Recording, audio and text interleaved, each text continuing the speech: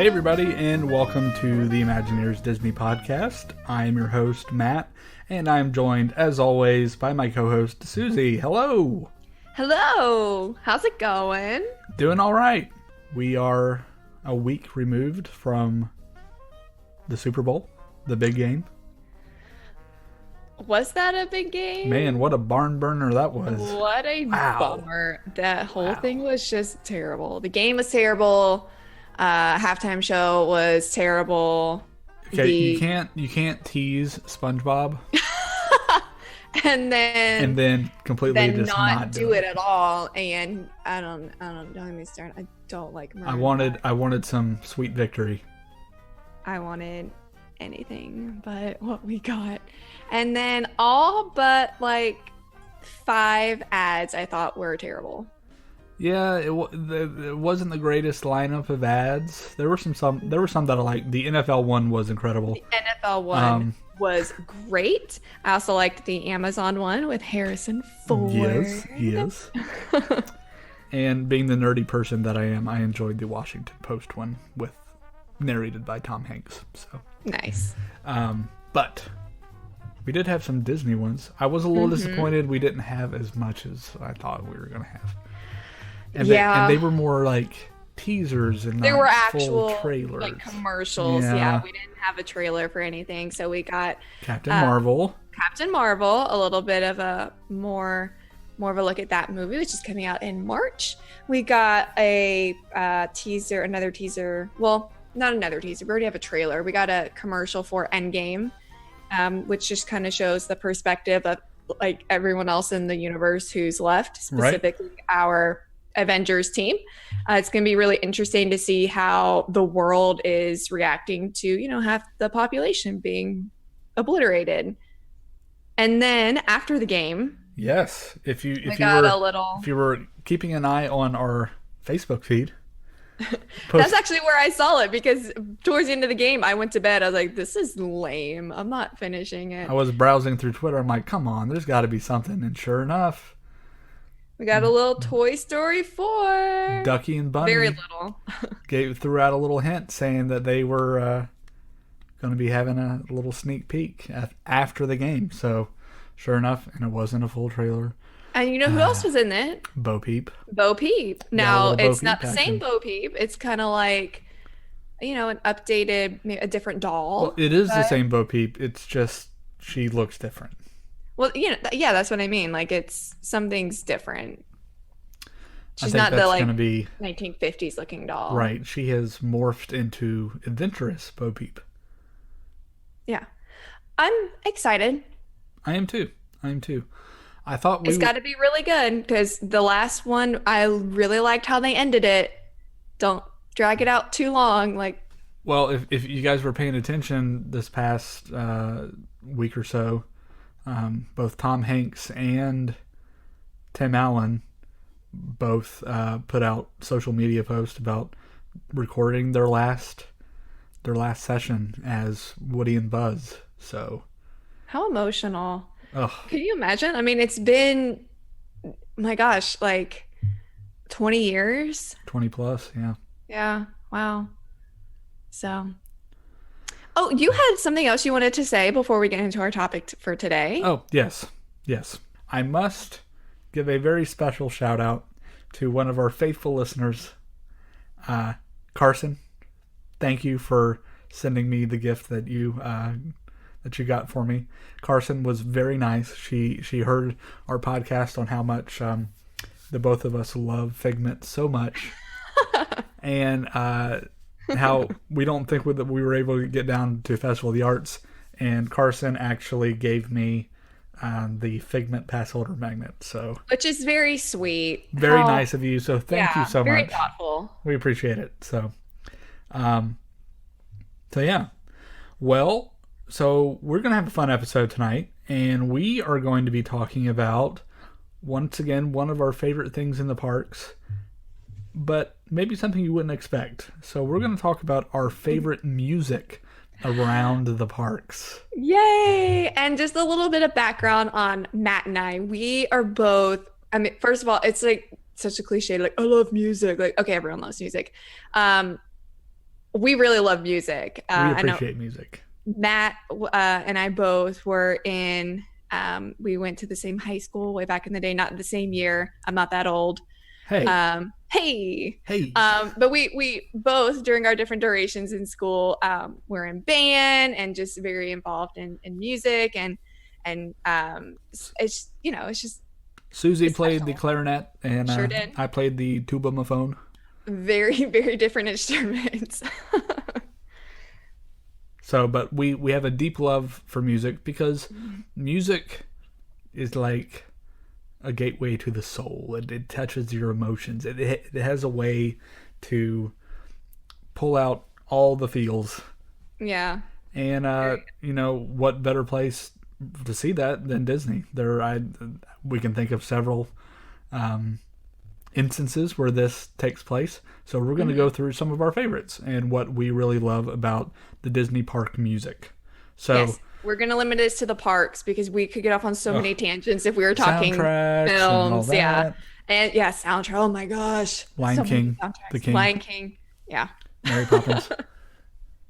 So all the classics. But yes, so we're gonna stick with the parks. And Susie, what do you got? All right, my first one is in the park, but it also has a little bit of elements from another soundtrack that was a movie, but it's still played in the park. And I'm going to go with Pirates of the Caribbean. Oh, very nice, very nice. So I love Pirates of the Caribbean. It's just one of those, dark rides it's just a classic. My whole family loves it. We've been riding it since like I can remember. Unlike Haunted Mansion, it didn't scare me when I was little. So I love Pirates of the Caribbean, but I love the music because there's so many like different stages to it. So when you first get in the queue, when you're waiting outside in that kind of breezeway area, the music you hear is from the movie soundtrack, which is awesome, by the way. Unfortunately, in my opinion, the quality of those movies in general kind of It took a nosedive. It took a nosedive after the first one. But the music in all of them, the soundtrack, the it's just so the score, that's the word I'm looking for. The Yes. score in those movies is great. So as soon as you get in that area of the ride, you start hearing that, dun dun dun. And like it's just like, oh my gosh, we're doing Pirates of the Caribbean. It's like really intense and pumps you up. Then you get inside and you kind of transition to the more like classic music for the ride. Then you get on the ride and you're kind of back to that spooky, eerie part where you hear you see Blackbeard and Davy Jones. Yeah. And then you go down the drop and you're back to the Pirates of the Caribbean, high seas, movie music with the cannons. And then you finally settle back into Yo Ho, Yo Ho, It's Pirate's Life for Me, which if you haven't looked up the lyrics to that song, it's kind of hilarious. You should do that. Try to memorize it to the next time so you can either really impress or really annoy all of the other guests around you and sing it until you get to the very end and then sing along with Jack Sparrow. I think we'll eventually do an episode on Pirates of the Caribbean by itself. It's because got such a cool history. The history of it is just so cool. And it's, it's one of like the original attractions and like the original ideas. So technically, a lot of the Disney movies and stuff are from Grimm fairy tales, Snow White and stuff like that, Little Mermaid even. But, Pirates is original. It was an original thought. The Imagineers came up with it. Same thing with the Haunted Mansion. So, but yeah, fantastic. Excellent choice, Susie. Thank you. I thought so. I am going to stay in the Magic Kingdom for this one, for my first one. And I am going to say the Dapper Dans. Okay, there were several I thought you were going to say. That was one of them. And I'm glad you did. They're not on my list because I think another one that you might have is on my list. But Possible. Very good choice. Possible. Very, very good choice. The Dapper Dans, both in Walt Disney World and Disneyland, perform on Main Street, USA. They are a barbershop quartet. If you get a chance and go into Magic Kingdom and you haven't seen them before, they're pretty hard to miss. They got their special bright colored suits, like little, I don't want to call them pinstripe because they're not like Oh, How would you there's describe just them? like vertical stripes. Yeah, they're Stripy. not like thin pinstripes. They're kind of like wide, but I don't know. I don't know the technical detail, but big colorful suits, orange, red, purple, green, and they sing, Show tunes. yeah, show tunes. Variety of stuff. If it's your birthday, find them for sure. Absolutely. Have them sing happy birthday. So they are a staple in Walt Disney World and Disneyland, and they even kind of morph into other things, especially during the Halloween party, where they become the Cadaver Dans, where they kind of put on Love that. hokey ghost makeup with either like tomahawk sticking out of their back or an arrow shot through their hat or something like Nice. that. But it's Yeah, fun. yeah. They're a fun group. They're a fun group of people, and yeah, so they are one of my favorite music performers in the parks. Very iconic choice. All What right. else you got? All right, here's what I got. So we're gonna go. We just did two like really noticeable, iconic things, and I'm gonna kind of like bring it back a little bit because it's not on an attraction. It's just kind of like meandering around, and that is the music in Epcot around the entrance Uh huh. where it's like dun dun dun dun dun dun dun. Dun. I can't sing, but you know what I mean. It's like it's kind of like cheesy, like 80s music almost, but it's still like very like adventurous. And I don't know, like you hear it and there's like you want to go like power walking and go do something.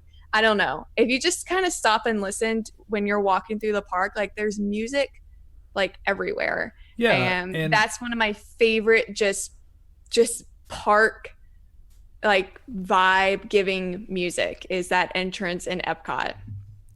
yeah, if you were to blindfold me and put me in the entrance of Epcot, I would immediately know where I am because of the music.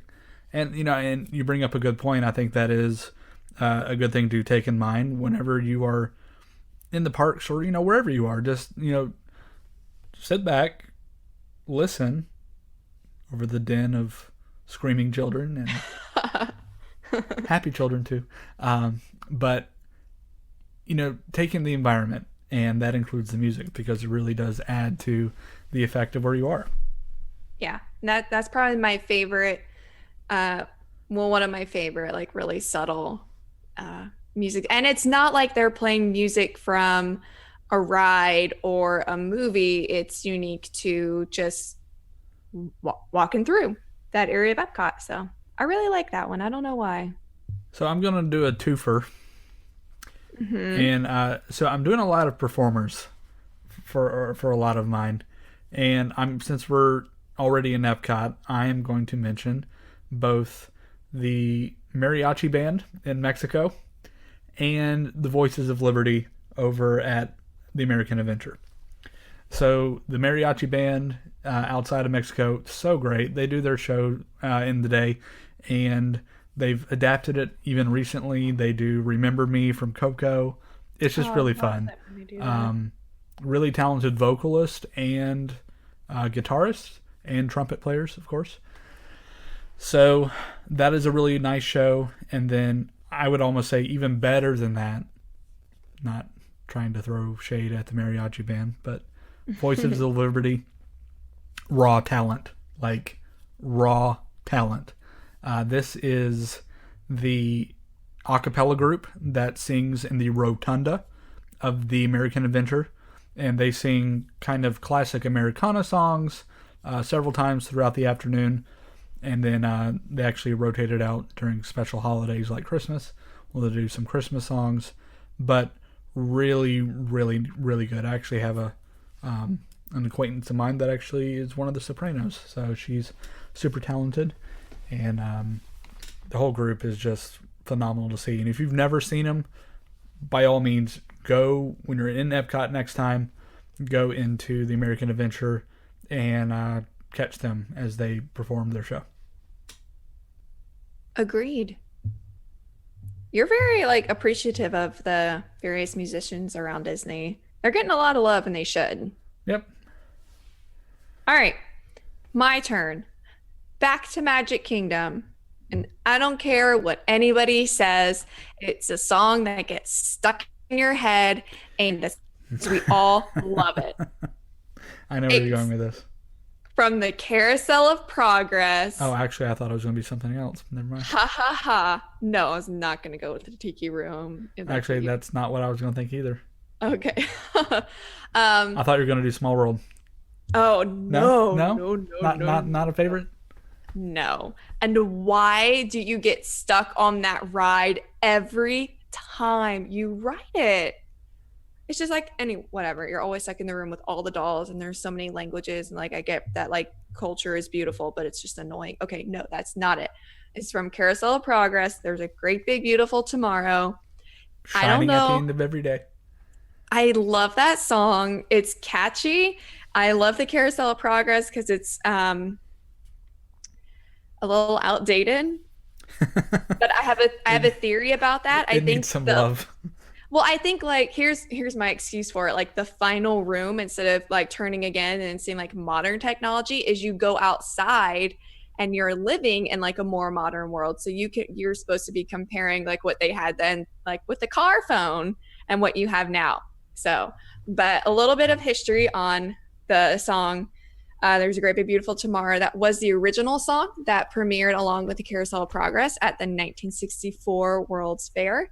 That we everyone's seen the video with Walt at the beginning of the attraction as you're waiting outside. Then for a little bit of time in the mid 70s, after the park opened, there's a different song called "Now Is the Time."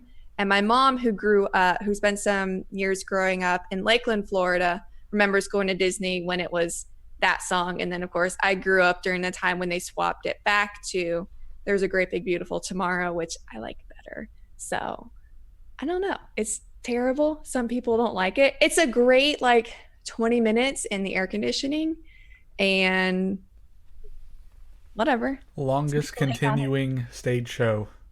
Yes. The most shows, I think. I love the Carousel of Progress. I think it's cool. I think it's cute. Does it need love? Yeah. I kind of look at it, like I said earlier, as like maybe it's like a point of irony that it's called the Carousel of Progress, but it's some of the least progressive animatronics in the park. But I still find it iconic and I just enjoy it. I do it every time I go. Speaking of iconic animatronics in a show with great music, I gotta give a shout out to the Country Bears. That's where I thought you were going earlier. I mean, how can you not love them? I mean, Yeah, there's nothing I love more than fat bears singing about blood. So well, and other things too. it's fun. It's kitschy. Like that's classic. It's just classic Disney World. If you How can can't you bite, hate? don't growl. Great life advice. I mean, you should get that on a bumper sticker or throw pillow. I think you Is that should shoot him instead. I mean, stop? Is that the next one on your list, or you just wanted to give it an honorable mention? I'm gonna give that one an honorable mention because Okay. I don't think there's a lot of people that share that um, sentiment with me, other than our agency owner, Adam Duckworth. Shout out to you, sir. Here's to the Country Bears. No, and so I think for my next one, I'm actually going to go, and we've mentioned this attraction before because it's one of my favorite attractions, but I think it needs to be mentioned very briefly. The Hollywood Tower Hotel. Mm-hmm. The music in the queue for that ride is phenomenal. If you want my full thoughts on what I think about that ride, which includes the music and the queue and the ride system itself, we did an episode this past summer on Tower of Terror. So go back and listen to that for the full in-depth discussion on that attraction. But what I will briefly say about the music is it's period music, so it fits in the time of when the story of the Tower of Terror was going on. They take you back to the hotel. It was abandoned, but they're playing the period music in the background, but it's like distorted. And it's like echo, like there's a nice chamber effect. There's an echo effect to it. So Yeah. it adds this element of creepiness that is just right. By the way, music is so good at setting the tone. I know that's like what this whole episode is about, but you just talking about creepiness. I don't like scary movies. Um, so if you mute like a scary movie, it's like way less scary. Like the buildup is in the music. And so I think that that's kind of the same thing. Like it's getting your mind all kind of warped and like excited for the ride. Yeah, I completely agree. So, well, what do you got next? All right. The complete opposite of that. I'm going to a resort Oh, with my next pick. And if you've listened to our podcast for any amount of time, you know I have a huge history and love for Fort Wilderness. mhm. I love the banjo music at Fort Wilderness, just walking around anywhere, especially when you're up near settlement or over by the boat or Pioneer Hall, just the various places, Trails End, really great. And not that I'm like a huge banjo lover, but what I love about Fort Wilderness is you feel so removed from everything else Disney, and the music is it really does that too. There's a portions of the soundtrack that are very like calming, like guitar music, and you just feel it's peaceful to me. And maybe that's just because I have good memories too. But you really get like caught up in the fact that you feel somewhere else, and I think that that music does a great job of adding to that effect. So here's my question for you: if you were to rent a canoe at Fort Wilderness, and you Hmm. were, just drifting along, having a Hmm. good time, Hmm. all of a sudden you start hearing the banjo music, do you paddle faster? Why do I know that? And it went over red. No, I know that. I can't think of Deliverance, it. deliverance, Susie, deliverance. Oh my gosh. Like I'm like I what is he saying? Like I know. Not only am I a music nerd, I am a movie film nerd. So for those of you who understand what I'm talking about, I salute you. Well, I'm actually going somewhat similar in vein and style. It's Hmm. actually also at a resort, and I'm fairly certain that I have mentioned him before in past episodes. But special shout out to Yeehaw Bob over at Port Orleans Riverside in the River Roost Lounge.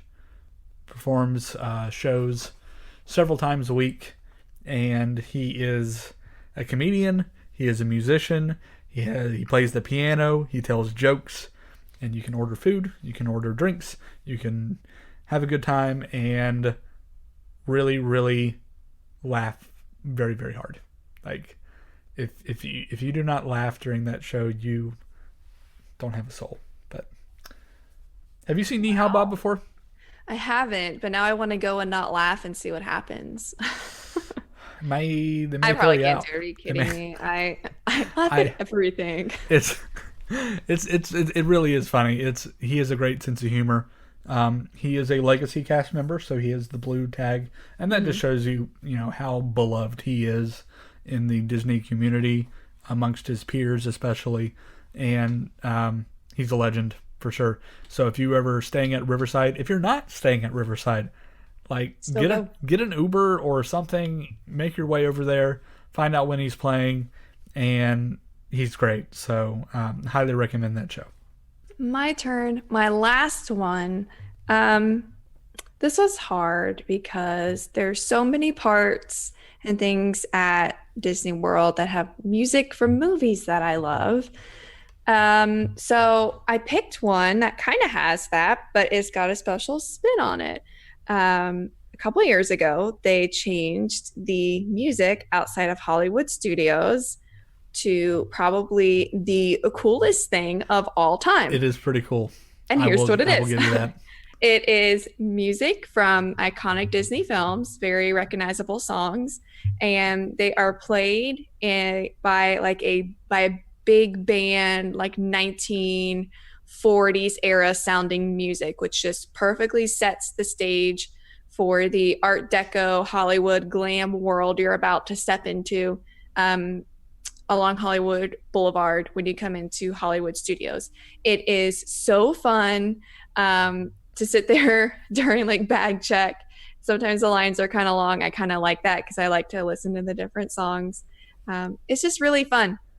And since we started doing Dapper Day a couple years ago, I've really gotten into like a lot of older films, older style, older music. I just find it more interesting and more appreciative. And so combining two things that I really like is that big band, like Let It Go. Like it's how fun is that?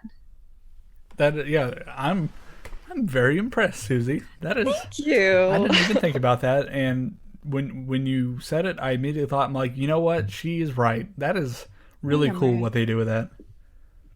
Yeah, so that's the only one that is on my list that is also like that comes from a movie. I'm not really counting Pirates because there's so many other cool music from that, but like I tried to stay away from it, but I was like, no, that is so cool that they gave it a twist specifically to match the park. So I thought it was worthy of the list. That it was. I'm very impressed. So. Wow, thank you. So I'm gonna do my last one, and I'm gonna kind of lump a few in together, just because it's You're such a cheater. Yeah, whatever. It's our podcast. We'll do whatever we want. I mean, the last one you just did had several things in it. Sort True. Of. Okay. Like I'll allow it. And I'll only hit on a couple because I think it'll just drive the point home on what I'm trying to make. So, the nighttime shows at Disney World and Disneyland are top notch, both technically with visuals, but I think for me, music is very, very important to the success of those shows, especially when it comes down to the emotional attachment that you have to certain things. So, for instance, Wishes. Wishes was a big deal for a lot of people. And, the fireworks are nice. The small projections that they did on the castle for that. Okay, that adds a nice little element. The script is, I think, a big part. But what is that show? What are any of these shows that I'm back and say without the music? Mm-hmm. It's an emotional draw. Like it pulls you in. And for a lot of people, their connections to these shows are tied to the music, whether it's, seeing it for the first time with, your family or, special memories with your loved one or your spouse or, watching it for the first time with your kids. The music, for me, kind of is what I remember most and what I tie my memories to. And that goes for a lot of the shows. So, Fantasmic is, it's an okay show to me, but I love the finale because it builds and builds and builds. And then you have Mickey on top of the mountain, which is so cool. Now, and I have just been back from Disneyland, so I've seen both shows, and Disneyland show is way better than the one we have here, unfortunately.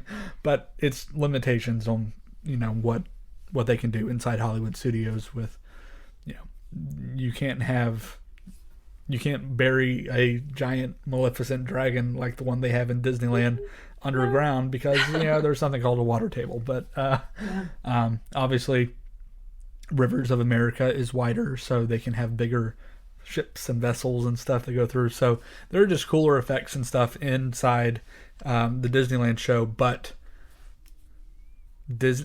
Mickey conducting the music for Fantasmic on top of that mountain is the coolest thing ever. That has to be one of the coolest jobs too. Just gonna throw that out there.